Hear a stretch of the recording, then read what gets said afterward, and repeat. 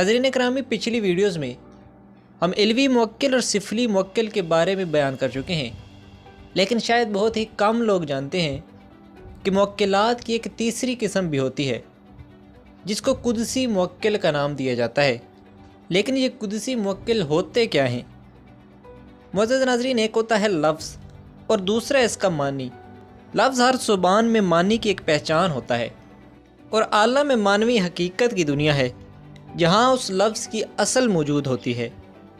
مثال کے طور پر پانی ایک حقیقت ہے، مگر لفظ کی دنیا میں ہر زبان میں اس کا ایک لفظ موجود ہے، جیسے پانی، واٹر اور آب وغیرہ، لیکن حقیقت تو پانی کی ایک ہی ہے جو کہ اس لفظ سے ماورا ہے۔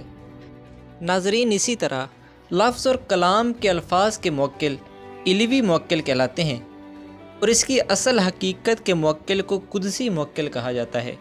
یاد رہے، علوی موکل کو ظاہری موکل اور قدسی موکل کو باطنی موکل بھی کہا جاتا ہے۔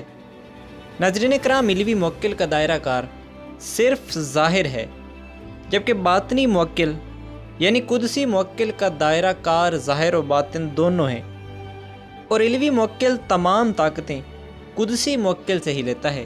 اگر علوی موکل الفاظ کا روحانی پیکر ہے تو قدسی موکل معنویت کا روحانی پیکر ہے، اور قدسی موکل سردار ہے جبکہ علوی موکل اس کی رعایا ہے۔ معزز ناظرین، اب سوال یہ پیدا ہوتا ہے کہ کیا قدسی موکل کو تسخیر کیا جا سکتا ہے؟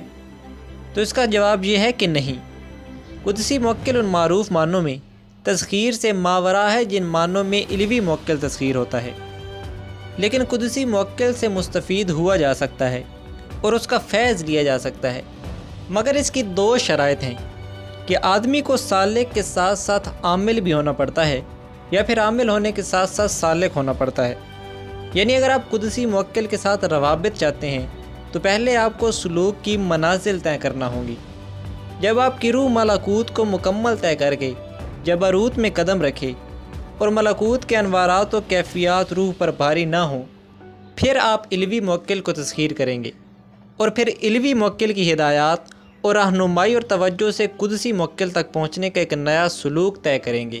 جیسے جیسے آپ کی روحانیت بڑھتی جائے گی، آپ کو قدسی موکل کا قرب حاصل ہوتا جائے گا، اور ایک وقت ایسا آئے گا جب آپ کی روحانیت قدسی موکل سے متصل ہو جائے گی، پھر آپ کا رابطہ قدسی موکل سے ہو جائے گا اور آپ کو قدسی موکل کا فیض ملے گا۔ ناظرین، یاد رکھیے کہ قدسی موکل کو تسخیر نہیں کیا جا سکتا۔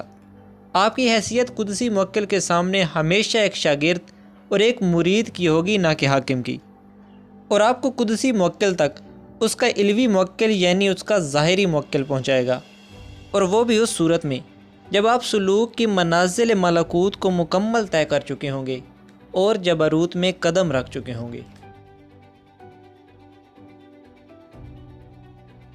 ناظرین کرام، ویڈیو پسند آنے کی صورت میں اسے لائک کر کے چینل کو سبسکرائب کریں اور بیل کے آئیکن کو پریس کر دیں تاکہ آنے والی ہر ویڈیو کی نوٹیفیکیشن آپ کو موصول ہوتی رہے۔